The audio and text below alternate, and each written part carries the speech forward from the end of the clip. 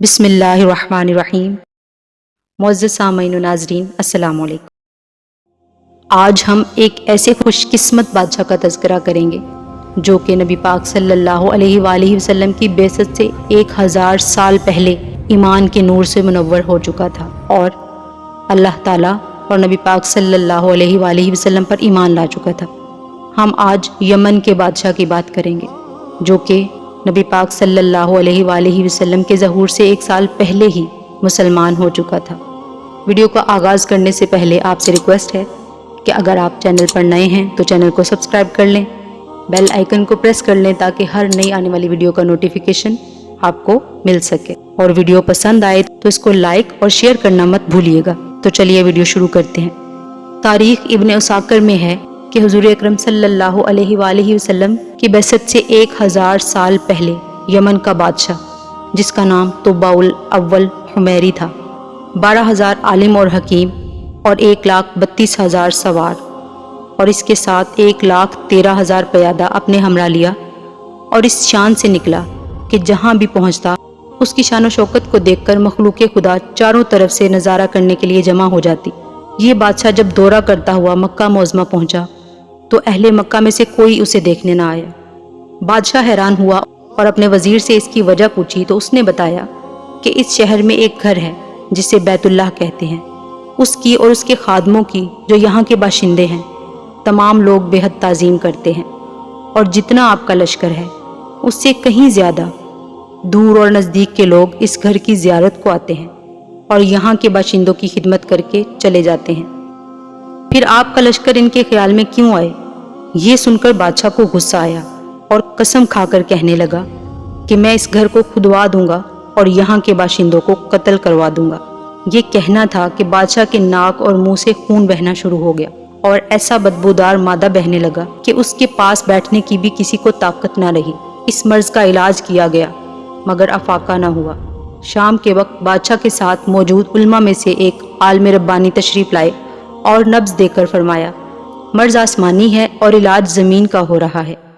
اے بادشاہ، آپ نے اگر کوئی بری نیت کی ہے تو فوراً اس سے توبہ کیجیے۔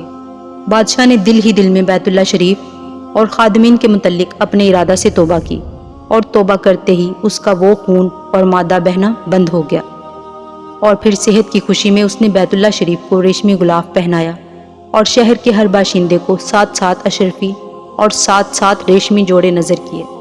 پھر یہاں سے چل کر جب مدینہ منورہ پہنچا تو ساتھ میں موجود علماء نے جو قطب سماویہ کے عالم تھے وہاں کی مٹی کو سونگا اور کنکریوں کو دیکھا، اور نبی آخر الزمان کی ہجرت گاہ کی جو علاماتیں انہوں نے پڑھی تھیں ان کے متعلق اس سرزمین کو پایا تو باہم عہد کر لیا کہ ہم یہاں ہی مر جائیں گے مگر اس سرزمین کو نہ چھوڑیں گے۔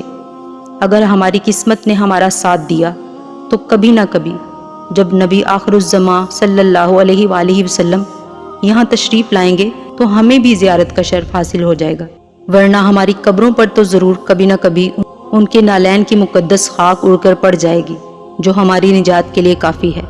یہ سن کر بادشاہ نے ان عالموں کے لیے 400 مکان بنوائے اور اس بڑے عالم ربانی کے مکان کے پاس حضور اکرم صلی اللہ علیہ وآلہ وسلم کی خاطر ایک 2 منزلہ عمدہ مکان تیار کروایا، اور وصیت کر دی کہ جب آپ صلی اللہ علیہ وآلہ وسلم تشریف لائیں تو یہ مکان آپ کی آرام گاہ ہوگی، اور ان 400 علماء کی کافی مالی امداد بھی، اور کہا تم ہمیشہ یہیں رہو۔ اور پھر اس بڑے عالم ربانی کو ایک خط لکھ دیا اور کہا کہ میرا یہ خط اس نبی آخر الزمان صلی اللہ علیہ وآلہ وسلم کی خدمت اقدس میں پیش کر دینا۔ اگر زندگی بھر تمہیں حضور اکرم صلی اللہ علیہ وآلہ وسلم کی زیارت کا موقع نہ ملے تو اپنی اولاد کو وصیت کر دینا کہ نسلاً بعد نسل میرا یہ خط محفوظ رکھیں، حتیٰ کہ خاتم النبیین صلی اللہ علیہ وآلہ وسلم کی خدمت میں پیش کیا جائے۔ یہ کہہ کر بادشاہ وہاں سے چل دیا۔ وہ خط نبی کریم صلی اللہ علیہ وآلہ وسلم کی خدمت میں 1000 سال بعد پیش ہوا۔ کیسے ہوا اور خط میں کیا لکھا تھا سنیے اور عظمت مصطفیٰ صلی اللہ علیہ وآلہ وسلم کا اعتراف کیجیے۔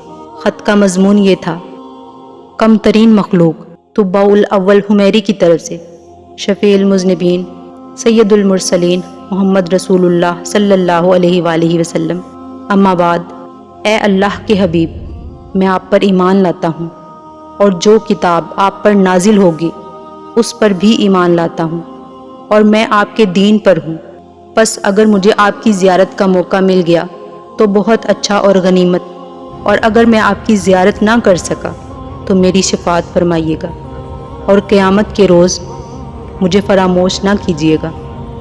میں آپ کی پہلی امت میں سے ہوں اور آپ کے ساتھ آپ کی آمد سے پہلے ہی بیعت کرتا ہوں۔ میں گواہی دیتا ہوں کہ اللہ ایک ہے اور آپ اللہ کے سچے رسول ہیں۔ شاہ یمن کا یہ خط نسل در نسل ان 400 علماء کے اندر ہی محفوظ چلا آیا، یہاں تک کہ 1000 سال کا عرصہ گزر گیا۔ ان علماء کی اولاد اس کثرت سے بڑھی کہ مدینہ کی آبادی میں کئی گنا اضافہ ہو گیا، اور یہ خط دست بدست ماں وصیت کے اس بڑے عالم ربانی کی اولاد میں سے حضرت ابو ایوب انصاری رضی اللہ تعالیٰ عنہ کے پاس پہنچا، اور آپ نے وہ خط اپنے غلام خاص ابو لیلہ کی تحویل میں رکھا۔ اور جب حضور اکرم صلی اللہ علیہ وآلہ وسلم مکہ معظمہ سے ہجرت فرما کر مدینہ منورہ پہنچے، وداع کی گھاٹیوں سے آپ کی اونٹنی نمودار ہوئی، اور مدینہ کے خوش نصیب حبیب خدا کا استقبال کرنے کو جوک در جوک آ رہے تھے، اور کوئی اپنے مکانوں کو سجا رہا تھا تو کوئی گلیوں اور سڑکوں کو صاف کر رہا تھا، کوئی دعوت کا انتظام کر رہا تھا، اور سبھی یہی اصرار کر رہے تھے کہ حضور اکرم صلی اللہ علیہ وآلہ وسلم میرے گھر تشریف فرما ہوں۔ حضور صلی اللہ علیہ وآلہ وسلم نے فرمایا کہ میری اونٹنی کی نکیل چھوڑ دو، جس گھر میں یہ ٹھہرے گی اور بیٹھ جائے گی وہی میری قیام گاہ ہوگی۔ چنانچہ جو 2 منزلہ مکان شاہ یمن طباء الاول حمیری نے حضور صلی اللہ علیہ وآلہ وسلم کی خاطر بنوایا تھا، وہ اس وقت حضرت ابو ایوب انصاری رضی اللہ تعالیٰ عنہ کی تحویل میں تھا۔ اسی میں حضور اکرم صلی اللہ علیہ وآلہ وسلم کی اونٹنی جا کر ٹھہر گئی۔ لوگوں نے ابو لیلہ کو بھیجا کہ جاؤ حضور صلی اللہ علیہ وآلہ وسلم کو شاہ یمن کا خط دے آؤ۔ جب ابو لیلہ حاضر ہوا تو حضور صلی اللہ علیہ وآلہ وسلم نے اسے دیکھتے ہی فرمایا، تو ابو لیلہ ہے؟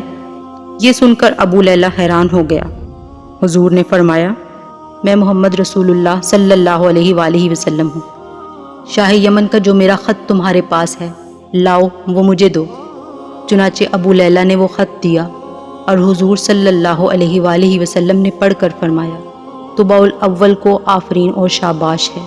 سبحان اللہ۔ امید ہے آپ کو آج کی یہ ویڈیو پسند آئی ہوگی، تو ملتے ہیں ایسی ہی ایک اور انفارمیٹیو ویڈیو کے ساتھ، تب تک کے لیے اللہ حافظ۔